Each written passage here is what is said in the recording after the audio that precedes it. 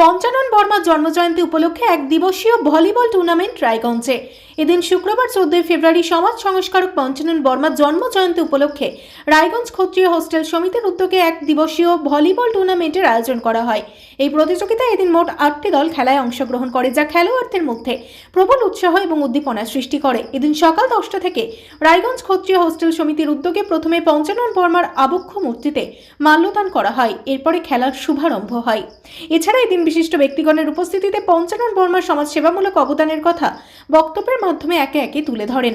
প্রতিযোগিতাটি স্থানীয় ক্রীড়াপ্রেমীদের মধ্যে দারুণ সাড়া ফেলে এবং দর্শকদের উচ্ছ্বাস ও উন্মাদনা ছিল চোখে পড়ার মতো। আয়োজক কমিটির পক্ষ থেকে জানানো হয়, এবছর বর্ষের টুর্নামেন্ট আয়োজন করার মাধ্যমে ক্রীড়া সংস্কৃতিকে আরও বিকশিত করা হবে এবং যুব সমাজ এতে করে খেলাধুলায় উদ্বুদ্ধ হবে। এই বিষয়ে আর কি জানালেন ক্ষত্রিয় হোস্টেল সমিতির সম্পাদক সুজিত কুমার রায়চৌধুরী, শোনাবো বিস্তারিত। বলছি দাদা, আপনার নাম, আপনি কি দায়িত্বে আছেন? আমার নাম সুজিত কুমার রায়চৌধুরী, আমি রায়গঞ্জ ক্ষত্রিয় হোস্টেল সমিতির সম্পাদক। আজকে কি অনুষ্ঠান চলছে আপনাদের? আজকে রায় সাহেব ঠাকুর পঞ্চানন বর্মার জন্ম জয়ন্তী যথাযোগ্য মর্যাদার সাথে আমরা সকালে পালন করলাম। সকাল 10টা থেকে ওনার মূর্তিতে আমরা পুষ্প নিবেদন করলাম। তারপরে এক দিবসীয় ভলিবল টুর্নামেন্ট এখন চলছে।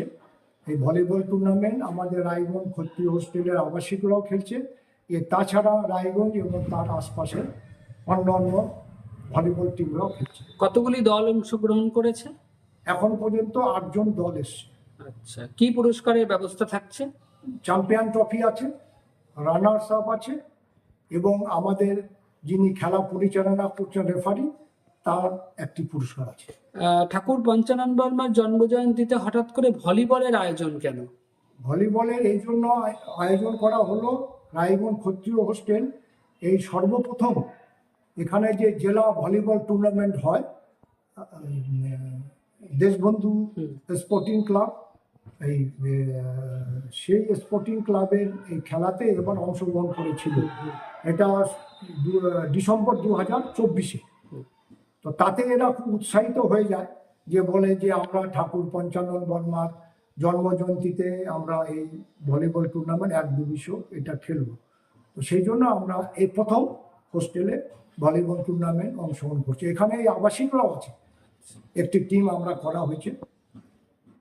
রায়গঞ্জ থেকে শান্তনু চক্রবর্তীর রিপোর্ট, আর বঙ্গ সংবাদ।